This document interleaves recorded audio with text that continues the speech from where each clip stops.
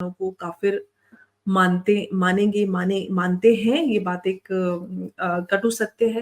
एक Republic of Pakistan जहाँ पर इस्लाम के अनुसार, इस्लाम के अनुरूप सब कुछ चलता है और आपको लग रहा होगा कि ये जो कुछ की जिसका नाम प्रिया कुमारी है, उसका अपहरण होता है।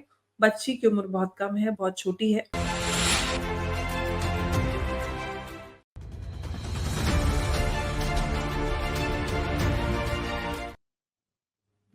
नमस्कार, मैं अंबर ज़ैदी और एक बार फिर से आप सबके सामने हूँ, वही पुरानी घिसी-पिटी खबर लेकर। पुरानी खबर इसलिए बोल रही हूँ क्योंकि पाकिस्तान के सिंध के डेरा मुराद जमाली से एक खबर आ रही है। खबर ये है कि एक हिंदू लड़की जिसका नाम प्रिया कुमारी है, उसका अपहरण होता है।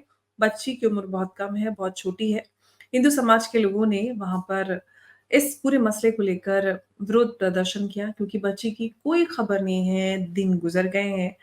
ये कोई बड़ी बात नहीं क्योंकि पाकिस्तान में इस तरह की घटनाएँ बहुत आम हैं। हर दिन माइनॉरिटी से जो भी समुदाय से बच्चियाँ आती हैं, चाहे वो हिंदू हों क्योंकि जो बड़े नंबर सबसे ज़्यादा माइनॉरिटी का है हिंदू, यानी कि लगभग 2.14% वहाँ पे हिंदू है। अगर सिखों की क्रिश्चियंस की बात करें तो लगभग सवा परसेंट के आसपास सिख हैं और बाकी टोटल मिलाकर जिसमें अहमदिया हैं और सारे मिलाकर क्रिश्चियन, सिख और सबको मिलाकर लगभग 4% की ये माइनॉरिटीज़ की आबादी बनती है और अक्सर हम पाकिस्तान से माइनॉरिटीज़ की जो बच्चियाँ होती हैं, उनके अपहरण की वारदातें सुनते रहते हैं, तो कोई बड़ी बात नहीं, बहुत कॉमन सी खबर है और हमें इस तरह की खबरों को देखने की, सुनने की, पढ़ने की आदत पड़ गई है। हिंदुस्तान में हमने देखा बीते दिनों सीए कानून फाइनली इम्प्लीमेंट हो चुका है, कानून का रूप ले चुका है, हालाँकि बहुत पहले 2019 में ये अमेंडमेंट हो चुका था, लेकिन फाइनली 2024 में जाकर ये कानून का इसने रूप लिया है, अस्तित्व में आया है और वहाँ के हिंदुओं के लिए एक बड़ी राहत की बात है। लेकिन मैं जो आज ये मसला आप लोगों के सामने लेकर आई हूँ, मसला बहुत पुराना है, जैसे कि हम सब जानते हैं, हर दिन इस तरह की वारदातें होती रहती हैं। अगर हम नंबर्स काउंट करने जाएँ तो पता नहीं कितनी बच्चियाँ हर रोज़ पाकिस्तान से इस तरह से अगवा की जाती हैं जिनकी उम्र बहुत छोटी होती है। अंडर एज बच्चियाँ होती हैं 12, 14, 8, 10 साल, इस तरह की उम्र की बच्चियों को आते-जाते स्कूल घर से बाहर निकलते क्योंकि इंसान है, घर से बाहर किसी न किसी काम से निकलता ही है।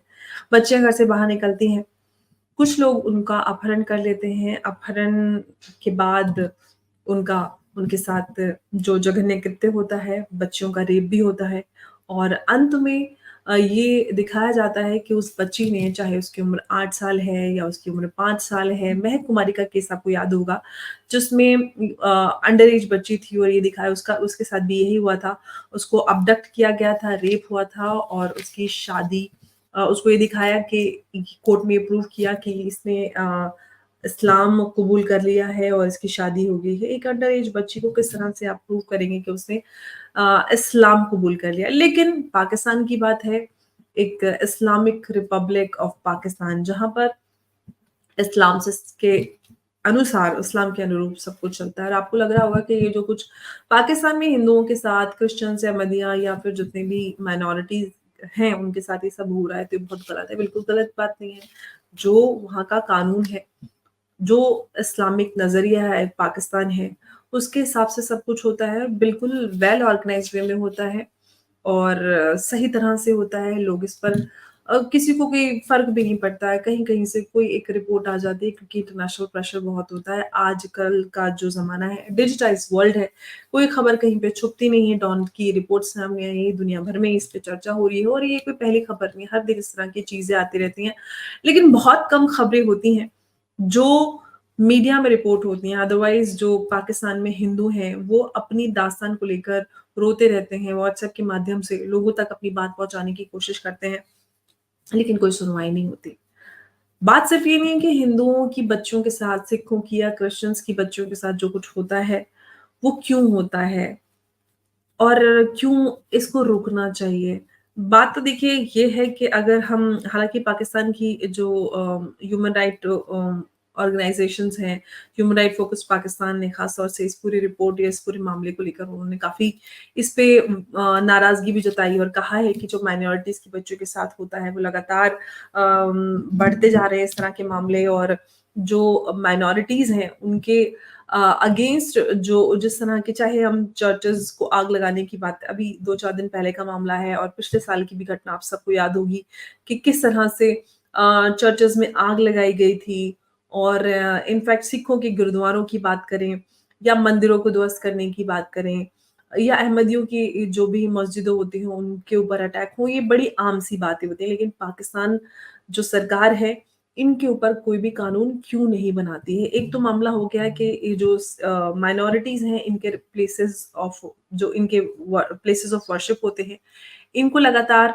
अटैक किया जाता है, तोड़ा जाता है, बावजूद उसके क्यों जो पाकिस्तान सरकार है, वो एक मज़बूत कानून क्यों नहीं बनाती? एक मामला हुआ माइनॉरिटीज़ की बच्चियों को जबरन अबडक्ट किया जाता है, अंडर एज बच्चों का रेप होता है, उसके बाद उनको ये दिखा दिया जाता है कि इसने इस्लाम कबूल कर लिया और शादी कर ली एक अधेड़ उम्र के बच्चे के साथ। ना उस बच्ची को उसके पेरेंट्स से मिलने दिया जाता है और ना ही उसकी मर्ज़ी उसमें शामिल होती है। उसको डराकर, धमकाकर ये साबित कर दिया जाता है कि अब ये इस्लाम को एम्ब्रेस कर चुकी है, तो लिहाज़ा कोई कानून मतलब कोई सुनवाई नहीं होती, तो कानून तो हम बाद में बात करेंगे। एक ये हुआ हिंदू बच्चों के या फिर हम माइनॉरिटीज़ की ओवरऑल बात कर लेते हैं। बच्चियों के अपहरण का मामला, दूसरा हुआ ये जो प्लेसेस ऑफ वर्शिप है माइनॉरिटीज़ के, उनको अटैक करना। तीसरा एक बड़ा मामला आता है ब्लास्फेमी का। अक्सर हम इस तरह की रिपोर्ट्स पाकिस्तान से देखते हैं जहाँ पर ब्लास्फेमी के मामले होते हैं और अचानक से भीड़ उमड़ती है और किसी को भी इस तरह से जानवरों की तरह पीट-पीट के मार डालती है, पत्थरों से आग लगाकर मार ज़िंदा एक इंसान को पाकिस्तान में भीड़ मार देती है। और इस तरह की जो घटनाएँ हैं लगातार बढ़ रही हैं, लेकिन सवाल फिर वही आ जाता है कि आखिर पाकिस्तान सरकार माइनॉरिटीज़ के लिए या ब्लास्फेमी जैसे कानून के लिए बच्चियों के अपहरण के मामले की बात हो या फिर जो माइनॉरिटीज़ के प्लेसेस ऑफ वर्शिप हैं, इन सब मामलों को लेकर कोई भी मज़बूत कानून क्यों नहीं बनाती है या बना पाई है।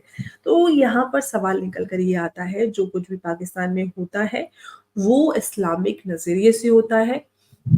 अगर आप हिंदुओं को या फिर कोई भी अदर देन मुस्लिम है, गैर मुसलमानों को काफ़िर मानते हैं, ये बात एक कटु सत्य है।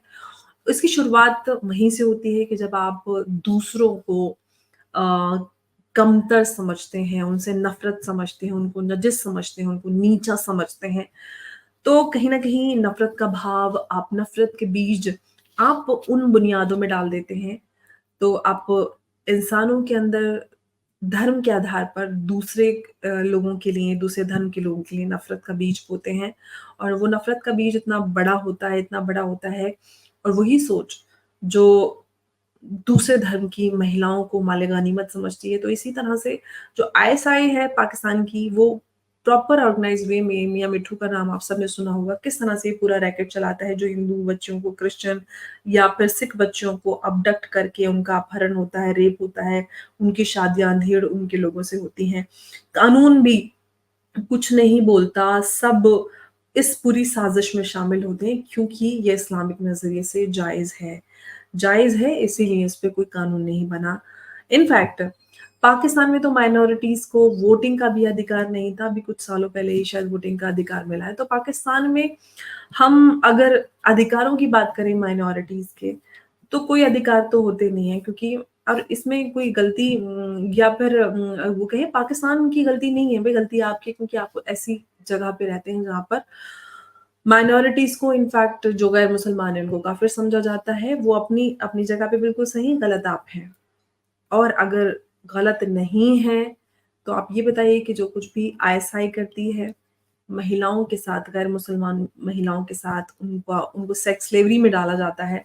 आप सबको यूरोप की पूरा एक घटना याद होगी, किस तरह से बीते लगभग डेढ़ 2 दशक से वहाँ पर आईएसआई सेक्स स्लेवरी का काम चला, किस तरह से ब्रेन वॉश करके अंडर एज बच्चियों को आईएसआई में सेक्स स्लेवरी के लिए मोटिवेट किया जाता है। फिर वो किस तरह से उनके साथ जो कुछ भी हुआ, केस स्टडीज़ अनगिनत आपको मिलेंगी। और भी जगह के एग्ज़ाम्पल्स हैं जहाँ पर महिलाओं को बहला-फुसलाकर, महिलाओं को नहीं बल्कि छोटी बच्चियों को बहला-फुसलाकर आईएसआई में सेक्स स्लेवरी के लिए लाया जाता है, मोटिवेट किया जाता है। इस हद तक उनका ब्रेन वॉश कर दिया जाता है। और अभी बीते दिनों आपने जो हुआ इज़राइल में, जो एक जूइश महिला थी, इनफैक्ट आप सबको वो उस वीडियो भी देखा होगा, शानी लोग जिसको पार्टी करते हुए उसकी वीडियो पहले बाद में भी वायरल हुई कि वो एक पार्टी के लिए वहाँ पर सेलिब्रेशन के लिए गई हुई थी इज़राइल, और वहाँ पर हमला होता है अचानक से। और उस लड़की को किस तरह से, किस तरह का बर्ताव उस लड़की के साथ किया गया है, ये आप सबके सामने है, छुपा नहीं है। तो ये जो महिलाओं के साथ रवैया इख्तियार किया जाता है, जो महिलाएँ इस्लाम से नहीं होती, वो आप सबके सामने है। और वो कहाँ से कैसे आता है, ये बड़ा सवाल है, और यही सवाल हमें एड्रेस करने की ज़रूरत है, क्योंकि जब तक हम इसको व्हाइट वॉश करते रहेंगे इस तरह के मामलों को, तो समस्या का हल नहीं निकलने वाला है। क्योंकि पाकिस्तान का एग्ज़ाम्पल हमारे सामने है, आईएसआई का एग्ज़ाम्पल सामने है।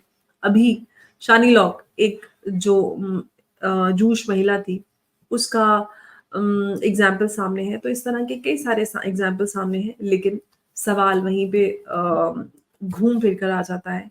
आखिर पाकिस्तान में जो बच्चियाँ हैं, जो माइनॉरिटीज़ की बच्चियाँ हैं, उनका क्या भविष्य है? क्योंकि भारत ने सीए का कानून भी पास कर दिया है और अस्तित्व में है, लेकिन बहुत बड़ी संख्या में अभी भी वहाँ पर लोग मौजूद हैं। आए दिन बच्चों के साथ जो कुछ भी होता है, ये दिल दहला देने वाला है। हर दिन बच्चों के साथ जो ज़ुल्म होता है, ये एड्रेस करने के लिए बहुत ज़रूरी है। और मुझे शब्द नहीं मिल रहे हैं कि मैं क्या बोलूँ। जब इस तरह की कोई घटना सामने आती है तो मुझे बहुत तकलीफ़ होती है, लेकिन ज़रूरी है कि पाकिस्तान में जो कुछ भी बच्चियों के साथ हो रहा है, नॉन मुस्लिम बच्चों के साथ हो रहा है, उसके लिए आवाज़ उठानी बहुत ज़रूरी है। लेकिन पाकिस्तान से तो ये उम्मीद नहीं की जा सकती, क्योंकि पाकिस्तान में जो कुछ भी हो रहा है, इट्स ऑल जस्टिफाइड। लेकिन हम लोगों को एक पड़ोसी होने के नाते आवाज़ उठाने की ज़रूरत है और इंसाफ दिलाने की ज़रूरत है। तो आज का मुद्दा यही था, कुछ ख़ास मुद्दा नहीं था, कुछ नया नहीं था, क्योंकि इस मुद्दे की हमको बड़ी आदत पड़ चुकी है और हम इस मुद्दे पर आवाज़ भी नहीं उठाते हैं। तो अगली वीडियो में मिलेंगे और फिर किसी नए और पुरानी घिसी-पिटी मुद्दे के साथ हाज़िर होंगे। तब तक के लिए आप अपना बहुत ख़्याल रखिए। नमस्कार, जय हिंद, जय भारत।